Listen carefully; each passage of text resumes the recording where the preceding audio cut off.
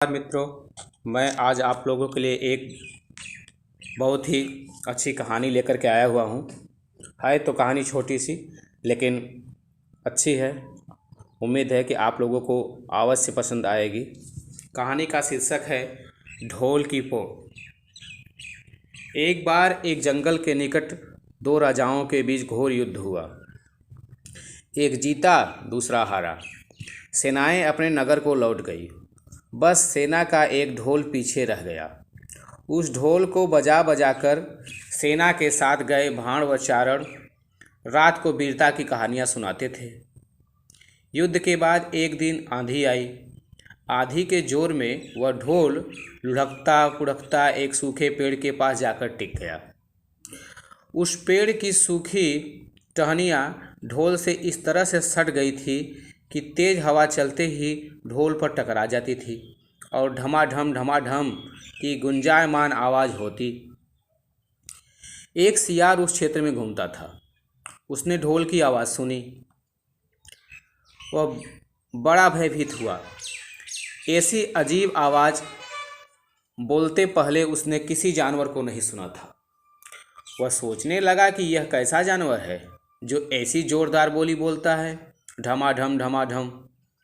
सियार छिपकर ढोल को देखता रहता, यह जानने के लिए कि यह जीव उड़ने वाला है या चार टांगों पर दौड़ने वाला है।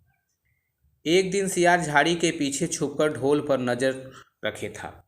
तभी पेड़ से नीचे उतरती हुई एक गिलहरी कूदकर ढोल पर उतरी। हल्की सी ढम की आवाज़ भी हुई। गिलहरी ढोल पर बैठी दाना को उतरती रही। सियार बड़बड़ा, ओह, तो यह कोई हिंसक जीव नहीं है, मुझे भी डरना नहीं चाहिए। सियार फूंक फूंक कर कदम रखता ढोल के निकट गया। उसे सूंघा। ढोल का उसे न कहीं सिर नजर आया और न पैर। तभी हवा के झोंके से टहनियाँ ढोल से टकराई। ढम की आवाज़ हुई और सियार उछलकर पीछे जा गिरा। अब समझ में आया। सियार उठने की कोशिश करता हुआ बोला, यह तो बाहर का खोल है, जीव इस खोल के अंदर है। आवाज़ बता रही है कि जो कोई जीव इस खोल के भीतर रहता है वो मोटा ताज़ा होना चाहिए, चर्बी से भरा शरीर होना चाहिए, तभी ये ढम की ज़ोरदार बोली बोलता है। अपनी माद में घुसते ही सियार बोला, ओ सियारी, दावत खाने के लिए तैयार हो जा, एक मोटे ताजे शिकार का पता लगा कर आया हूँ। सियारी पूछने लगी, तुम उसे मारकर क्यों नहीं लाए? सियार ने उसे झिड़की दी, क्योंकि मैं तेरी तरह मूर्ख नहीं हूँ। वह एक खोल के भीतर छिपा बैठा है। खोल ऐसा है कि उसमें दो तरफ सूखी चमड़ी के दरवाजे हैं। मैं एक तरफ से हाथ डाल उसे पकड़ने की कोशिश करता तो वह दूसरे दरवाजे से न भाग जाता। चांद निकलने पर दोनों ढोल की ओर गए। जब वह निकट पहुंच ही रहे थे कि फिर हवा से टहनियाँ ढोल पर टकराई और ढम की आवाज़ निकली।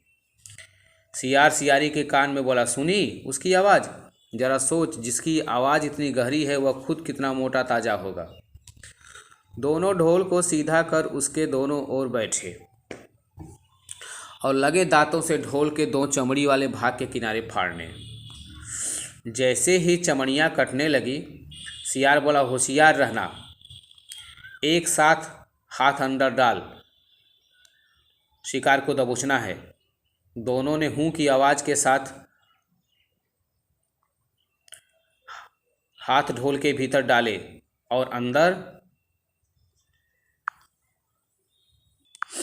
टटोलने लगे। अंदर कुछ नहीं था।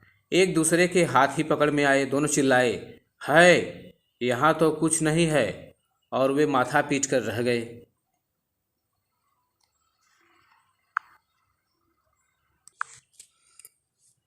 तो मित्रों, उम्मीद है कि यह हास्य कहानी आप लोगों को अवश्य पसंद आई होगी। अगर कहानी पसंद आई हो तो चैनल को सब्सक्राइब कीजिए। मैं आप लोगों के लिए आगे फिर एक कहानी लेकर के आऊँगा। तब तक के लिए नमस्कार।